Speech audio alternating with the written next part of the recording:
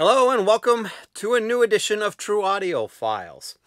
So as you saw probably in the description of the episode, I am going to be doing a sound quality shootout for Carole King's Tapestry. As some of you may know, and maybe most of you know, and it's part of the reason why you tuned in here, the Mobile Fidelity one-step version of Tapestry just came out this week. So I figured I'd take some time to compare it to the original pressing, US pressing of Tapestry, which I have right here. And I'll just show you the label so you can see it's definitely at least an early pressing, if not the first pressing of it. And I then will be comparing it to the new one step.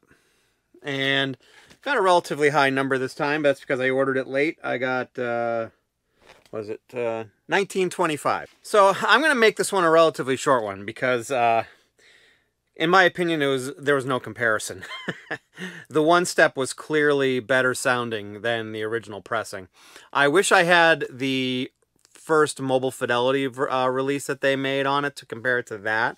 But from all the indicators I've read online, and obviously it's subjective, but everybody seems to like the one step better also. So, but I mean, the clarity was just better on it compared to the original. The original one seemed a little bit on the muffled side. The soundstage was definitely narrowed, possibly because of the fact that they were trying to make sure that it worked on all turntables back in the day. But, you know, it just seemed like a veil was lifted off of it.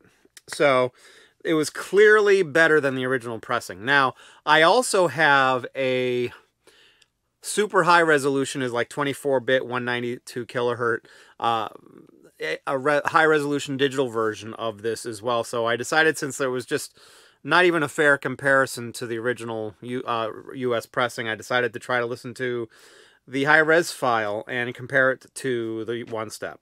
And those were quite a bit closer. And I think it may just boil down to personal preferences, because the high-resolution digital definitely had a great clarity and sound quality to it, had the same soundstage width, seemed to have about the same soundstage depth. If I was being nitpicky and really wanted to concentrate hard, maybe it seemed like it wasn't quite as airy, or maybe not as much separation in, between the instruments, but I'm not sure if that's because of the recording, or I should say of the fact that it was digital, or it was more the EQ, because the one step was definitely a little bit brighter, especially the super high end, which I think helps give it that more airy sound and feel to it. And you also gain a little bit of tape hiss from the original master tape when you do that. And I think, you know, my guess is the mastering on the high-res digital, the purpose for that was to you know, to kind of cut down that hiss a little bit, so in turn you maybe do lose a little bit of that airiness. But they were very similar besides that. Like I said, and if you're, you know, setting aside the EQ part of it, I think, like I said, soundstage and imaging were almost identical between the high res and the one step. And but you know, I think if you like a little bit more treble, and you know, it wasn't over the top high, a lot of treble, it was definitely more. And you know, I think it really adds to the recording. I think it really enhances it. I think the bass on both of them were very similar.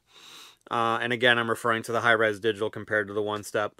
There was definitely a lot of deep, low-end bass on the one-step, which was great.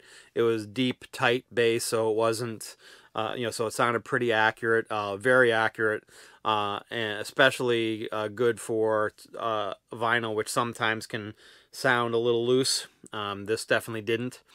And I just think they definitely hit it out of the park with this one step.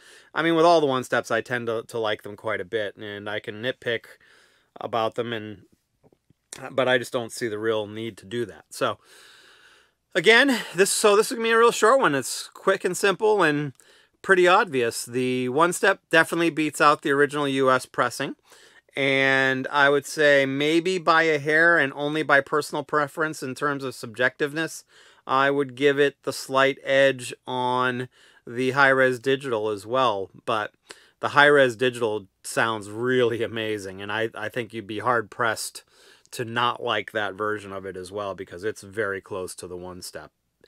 And it's a lot cheaper, so I guess there's some advantage to that, although you obviously don't get a physical format with it. So that's my take. I would love to hear your take. Have you listened to the one-step?